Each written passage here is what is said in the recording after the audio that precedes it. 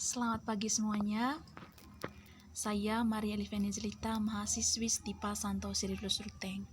Saya mahasiswa semester 4. Video ini dibuat dalam rangka memenuhi tugas mata kuliah pendidikan anti korupsi. Saya akan membahas berkaitan dengan partai politik dan demokrasi. Di dalamnya terdiri dari 3 sub pokok pembahasan. Yang pertama yaitu berkaitan dengan partai politik, yang kedua demokrasi, dan yang ketiga yaitu HAM. Sub pokok pembahasan yang pertama yaitu partai politik. Yang pertama, pengertian partai politik. Partai politik merupakan sumber hidup atau lifeblood dari politik modern. Partai politik juga merupakan elemen yang sangat sentral dalam demokrasi. Hal ini menjadi aksioma dalam ilmu politik, bahwa suatu negara dapat disebut demokratis apabila terdapat partai-partai politik, sebab kehadiran partai politik berarti ada pengakuan penguasa akan hak warga negara untuk berbeda pendapat. Partai politik merupakan wadah aspirasi dan partisipasi masyarakat untuk menentukan siapa-siapa yang menjadi pemimpin mereka yang nantinya dapat menentukan kebijaksanaan umum. Partai politik merupakan salah satu ukuran dalam satu masyarakat atau negara yang menganut paham demokratis. Syarat yang tidak kalah pentingnya adalah partai-partai disebut dapat berkompetensi secara bebas dalam suatu pemilihan umum atau pemilu. Pemilu merupakan penghubung antara prinsip kedaulatan rakyat dan praktik pemerintahan oleh sejumlah elit politik. Dengan pemilu yang bebas, kedaulatan rakyat diakui dan dijamin, sehingga terbentuk susunan pemerintahan yang demokratis. Jadi, partai politik pada hakikatnya merupakan organisasi yang terdiri atas sekelompok orang yang memiliki cita-cita, orientasi, kepentingan, serta tujuan yang sama dengan usaha yang sama. Itulah pengertian berkaitan dengan partai politik. Selanjutnya, fungsi partai politik di Indonesia. Partai politik memiliki 5 fungsi.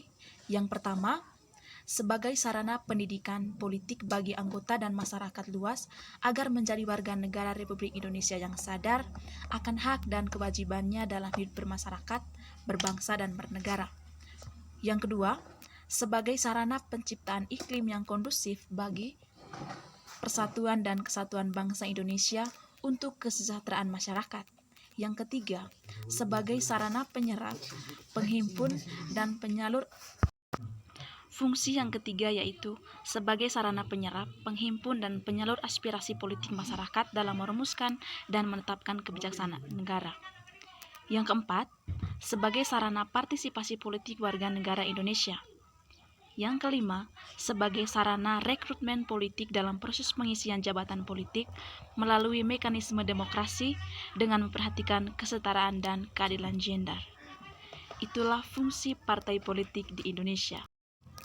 Pokok pembahasan yang berikut yaitu nama partai politik yang diakui di Indonesia beserta tahun berdiri dan ketua partainya. Yang pertama, Partai Nasional Demokrat atau Nasdem. Partai ini didirikan pada tahun 2011 dan ketua dari partai ini adalah Surya Paloh. Yang kedua, Partai Kebangkitan Bangsa. Partai ini didirikan pada tahun 1998 dan diketuai oleh Muhaimin Iskandar. Yang ketiga, Partai Keadilan Sejahtera. Partai ini didirikan pada tahun 1998, diketuai oleh Dr. Salim Segaf Ajufri. Yang keempat, Partai Demokrasi Indonesia Perjuangan atau PDIP. Tahun berdirinya partai ini adalah pada tahun 1973 dan diketuai oleh Megawati Soekarno Putri. Yang kelima, Partai Golongan Karya atau Partai Golkar. Partai ini didirikan pada tahun 1964 dan diketuai oleh Airlangga Hartarto. Yang keenam, Partai Gerakan Indonesia Raya.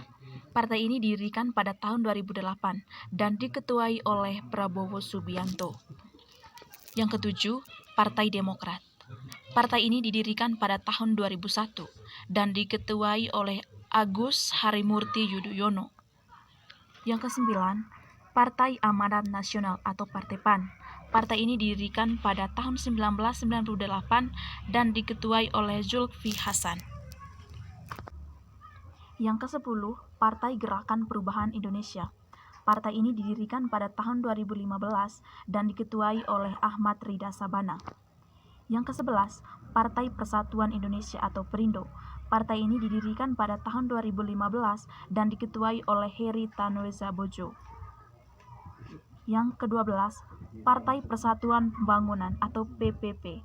Partai ini didirikan pada tahun 1973 dan diketuai oleh Suharto Manoarfa. Yang ke-14, Partai Solidaritas Indonesia atau PSI. Partai ini didirikan pada tahun 2014 dan diketuai oleh Giring Ganesa. Yang ke-15, Partai Hanura Rakyat. Partai ini didirikan pada tahun 2006 dan diketuai oleh Osman Sabta Otang. Yang ke-16, Partai Bulan Bintang atau PBB. Partai ini didirikan pada tahun 1998 dan diketuai oleh Yusril Iza Mahendra. Yang ke-18, Partai Keadilan dan Persatuan Indonesia atau PKPI. Partai ini didirikan pada tahun 1999 dan diketuai oleh Yusuf. Yang ke-19 yaitu Partai Berkarya. Partai ini didirikan pada tahun 2016 dan diketuai oleh Munshi Purbadojono. Itulah partai yang diakui di Indonesia beserta tahun berdirinya dan ketuanya. Selanjutnya kita masuk ke sub pokok pembahasan yang kedua yaitu tentang demokrasi. Yang pertama, saya akan menjelaskan berkaitan dengan pengertian demokrasi itu sendiri. Demokrasi berasal dari dua kata yaitu demos dan kratos. Demos artinya rakyat dan kratos artinya pemerintahan. Dari dua kata itu dapat diartikan bahwa demokrasi adalah pemerintahan rakyat. Abraham Lincoln, Presiden Amerika Serikat yang amat terkenal pada masanya, menyebut demokrasi sebagai suatu sistem pemerintahan dari rakyat, oleh rakyat, dan untuk rakyat. Dengan kata lain, from the people, by the people, and for the people.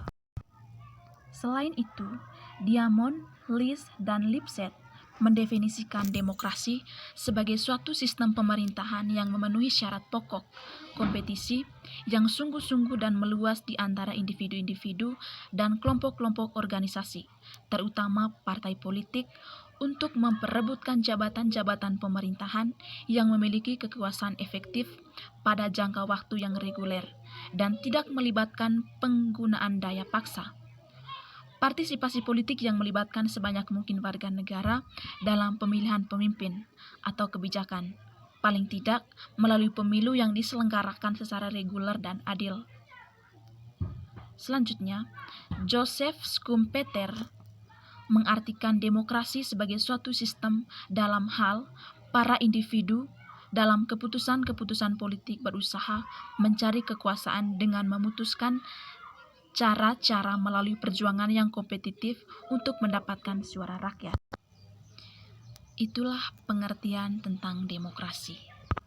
Selanjutnya, adapun hubungan demokrasi dengan kebebasan. Kebebasan dan demokrasi sering dipakai secara timbal balik, tetapi keduanya tidak sama. Demokrasi sesungguhnya adalah seperangkat gagasan dan prinsip tentang kebebasan, tetapi juga mencakup seperangkat praktik dan prosedur yang terbentuk melalui sejarah panjang dan sering berliku. Pendek kata, demokrasi adalah pelembagaan dari kebebasan. Hubungan keduanya terlihat dari prinsip demokrasi yang memiliki kebebasan, dan pada intinya demokrasi adalah sebuah wadah atau lembaga dari kebebasan. Selanjutnya, hubungan demokrasi dengan pemerataan kesempatan. Dalam sistem demokrasi, persamaan kesempatan politik bagi setiap individu dijamin oleh hukum. Pendek kata, demokrasi adalah pelembagaan dari kebebasan. Dalam sistem demokrasi, persamaan kesempatan politik bagi setiap individu dijamin oleh hukum. Dalam sistem demokrasi, setiap orang memiliki hak untuk memilih para pemimpin mereka dalam pemilihan umum yang reguler, yang bebas dan adil. Selain kesamaan politik, sistem demokrasi juga memberikan kesamaan ekonomi bagi semua orang. Dalam hal ini, semua orang atau warga sama-sama memiliki kesempatan yang sama dalam menentukan tujuan hidup dan juga memberikan suaranya pada pemilihan umum. Selanjutnya, hubungan demokrasi dengan pemilihan umum. Pemerintahan demokratis terbentuk setelah terselenggaranya pemilihan umum sebagai kehendak seluruh rakyat. Pemilihan merupakan institusi pokok pemerintahan perwakilan yang demokratis. Wewenang pemerintahan hanya diperoleh atas persetujuan dari mereka yang diperintah. Menurut Jane Kirkpatrick, pemilihan demokratis bukan sekedar lambang, tetapi merupakan pemilihan yang kompetitif, berkala, inklusif atau luas dan definitif, di mana para pengambil keputusan utama dalam pemerintahan dipilih oleh warga negara yang menikmati kebebasan luas untuk mengkritik pemerintah dan menawarkan alternatif. Selanjutnya, hubungan demokrasi dengan partai politik.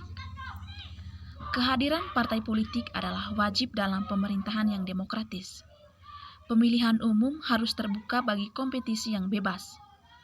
Pemilihan harus terbuka bagi banyak partai untuk berkompetisi di dalamnya. Partai-partai harus menikmati kebebasan berbicara, berkumpul, dan bergerak yang diperlukan untuk menyuarakan kritik mereka terhadap pemerintah secara terbuka, serta menyampaikan kebijakan kepada pemilih. Dalam pemerintahan yang demokratis, selain terselenggaranya suatu pemilihan wakil-wakil rakyat yang di dalamnya terdapat kebebasan berbicara dan berpendapat, juga terdapat jaminan hak-hak asasi manusia, serta aturan hukum yang jelas dan tidak memihak. Dalam kehidupan demokrasi, partisipasi politik masyarakat dalam hal ini, orang per orang sangat dihargai dan kebebasan untuk berpolitik dijamin. Selanjutnya, adapun kriteria negara demokrasi. DAL mengemukakan 4 kriteria negara demokrasi, yaitu yang pertama, effective participation. Dalam hal partisipasi efektif, sebelum sebuah kebijakan digunakan oleh asosiasi, seluruh anggota harus mempunyai kesempatan yang sama dan efektif untuk membuat pandangan mereka diketahui oleh anggota-anggota lainnya, sebagaimana seharusnya kebijakan tersebut dibuat. Yang kedua yaitu voting equality. Ketika tiba saatnya dibuat keputusan tentang kebijakan, setiap anggota harus memiliki kesempatan yang sama dan efektif untuk memberikan suara dan ketentuan seluruh suara yang harus dihitung sama. Yang ketiga yaitu English understanding. Pemahaman yang cerah mengandung maksud bahwa dalam batas waktu yang rasional, setiap anggota harus memiliki kesempatan yang sama dan efektif untuk mempelajari kebijakan-kebijakan alternatif yang relevan dan konsekuensi-konsekuensi yang mungkin. Yang keempat yaitu control of agenda. Dalam hal pengawasan agenda, setiap anggota mempunyai kesempatan eksklusif untuk memutuskan apa dan bagaimana permasalahan yang dibahas dalam agenda. Pencakupan orang dewasa berarti semua atau paling tidak sebagian besar orang dewasa yang menjadi penduduk tetap seharusnya memiliki hak kewarganegaraan penuh yang ditunjukkan oleh 4 kriteria proses demokrasi tersebut.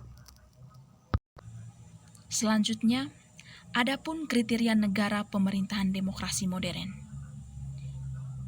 Suatu negara demokrasi modern dengan pemerintahan representative government dapat dikatakan memenuhi kriteria demokrasi jika yang pertama, adanya proteksi konstitusional, yang kedua, adanya kekuasaan peradilan yang bebas dan tidak memihak, yang ketiga, adanya pemilihan umum yang bebas, yang keempat, adanya kebebasan untuk menyatakan pendapat dan berserikat, yang kelima, adanya tugas-tugas opsi, dan yang keenam, adanya pendidikan sivis.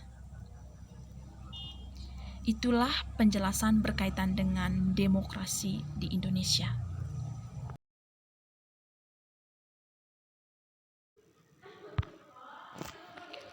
Pokok pembahasan selanjutnya yaitu tentang hak asasi manusia. Yang pertama, pengertian hak asasi manusia. Hak asasi manusia merupakan bagian integral dari sebuah negara demokrasi. HAM masuk ke dalam hal ruang-ruang hukum, politik, ekonomi, sosial maupun budaya. HAM tidak hanya menjangkau jenis kelamin, laki-laki dan perempuan, tetapi juga umur, muda maupun tua, etnis, kesukuan, ras, dan agama. Pendek kata, tidak ada ruang, waktu, dan materi yang tidak bersinggungan dengan HAM. Pemikiran dan perdebatan tentang HAM berkembang dengan pesat. Selanjutnya, teori tentang HAM. Todung Mulya Lubis mengemukakan 4 teori tentang HAM. Yang pertama, hak-hak alami atau natural rights, yang menyatakan bahwa HAM adalah hak yang dimiliki oleh seluruh manusia dalam segala waktu dan tempat berdasarkan takdirnya sebagai manusia.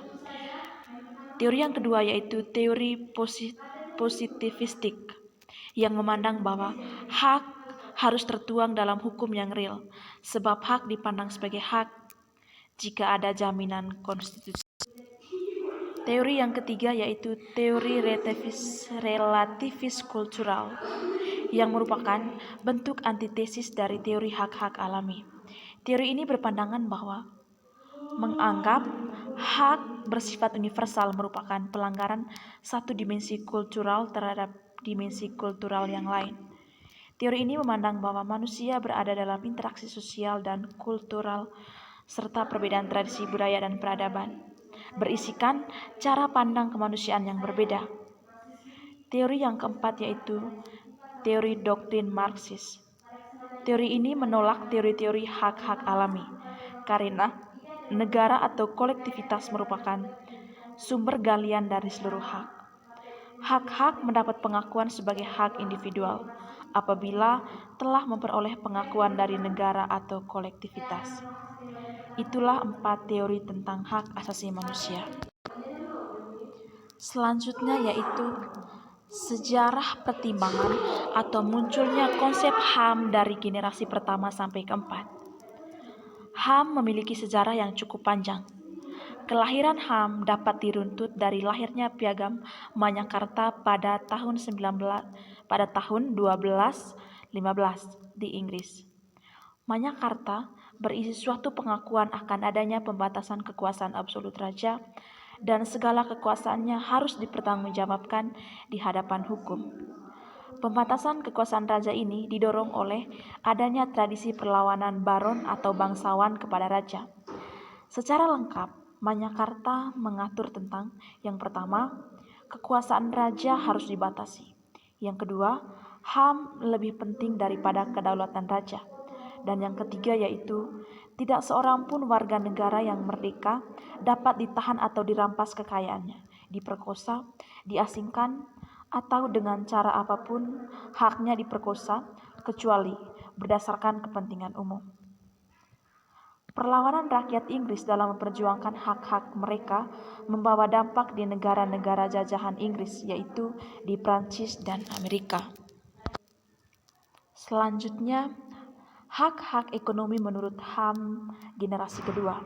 Di sini bahwa mencakup hak kebebasan atas hak milik, hak mendapatkan pekerjaan, hak mendapatkan kesempatan yang sama dalam bekerja, hak terhadap produksi, hak menyangkut konsumsi, hak atas pangan, hak memperoleh pelayanan kesehatan, dan hak memperoleh pendidikan. Hak-hak sipil dan politik menurut HAM generasi 2 meliputi hak hidup, hak persamaan dan kebebasan, kebebasan berpikir dan menyatakan pendapat. Perkembangan pemikiran HAM mengalami akselerasi ke arah integrasi hak-hak ekonomi, sosial, budaya, politik, dan hukum dalam satu tempat yang disebut dengan hak-hak pembangunan atau the right of development. Selanjutnya generasi ketiga. Generasi ketiga ini meliputi hak-hak kolektif, yaitu hak rakyat untuk menentukan kehidupan politik dan ekonomi, hak individu dan komunitas untuk berkembang, hak atas lingkungan yang layak, hak mempertahankan kebudayaan asli, hak menikmati secara bersama warisan alam, hak keamanan dan hidup damai, hak berkomunikasi dan hak mendapatkan informasi. Yang terakhir yaitu generasi keempat, di mana pada puncaknya pemikiran HAM mengalami penyempurnaan dengan munculnya generasi HAM keempat yang mengkritik peranan negara yang dominan dalam pembangunan ekonomi yang menyebabkan dampak negatif terhadap kesejahteraan rakyat. Generasi HAM keempat ini dipelopori oleh negara-negara kawasan Asia pada tahun 1983 dengan melahirkan deklarasi HAM yang dikenal dengan nama Declaration of the Basic Rights of Asia People and Government. Itulah sejarah perkembangan HAM di Indonesia. Pokok pembahasan yang terakhir yaitu perkembangan HAM di Indonesia. Perkembangan HAM di Indonesia berlangsung lama sejak PPKI mempersiapkan kemerdekaan Indonesia. Pada saat itu, terjadi perdebatan sengit antara kubu Soekarno dan kubu Hatta mengenai perlu tidaknya HAM dicantumkan dalam undang-undang. Menurut Soekarno dan Sumpomo, HAM berasal dari ideologi liberalisme dan individualisme, sehingga tidak perlu dicantumkan dalam pasal-pasal Undang-Undang Dasar 1945. Sedangkan Hatta dan Yamin memandang perlu mencantumkan HAM dalam Undang-Undang 1945, terutama yang berkaitan dengan kemerdekaan berserikat, berkumpul, dan mengeluarkan pikiran baik lisan maupun tulisan, dan menjamin agar negara tidak terjerumus ke dalam konsep negara kesatuan. Kompromi ini mengakibatkan bahwa hingga akhir jabatan Soeharto, HAM belum diatur dalam Undang-Undang 1945.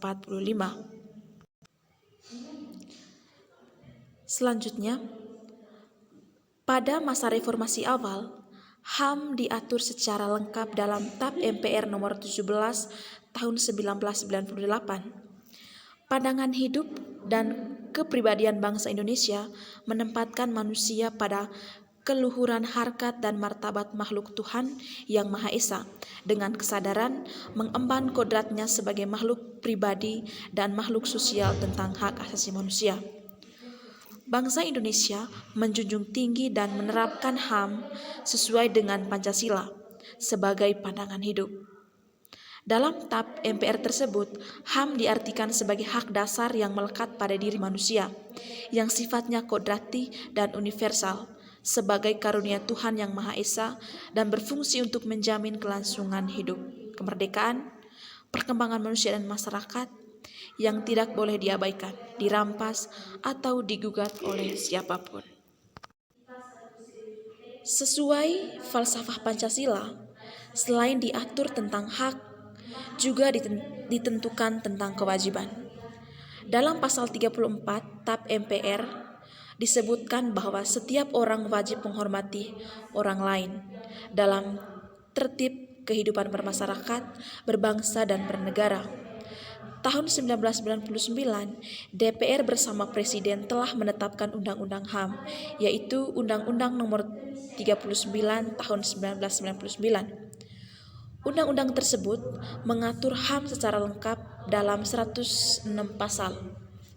106 pasal lebih lengkapnya daripada ketentuan TAP MPR nomor 17 tahun 1998 yang hanya mengatur 44 pasal. Selain itu, Undang-Undang nomor 39 tahun 1999 mengatur tersendiri HAM wanita dan HAM anak yang di TAP MPR tidak diatur secara khusus.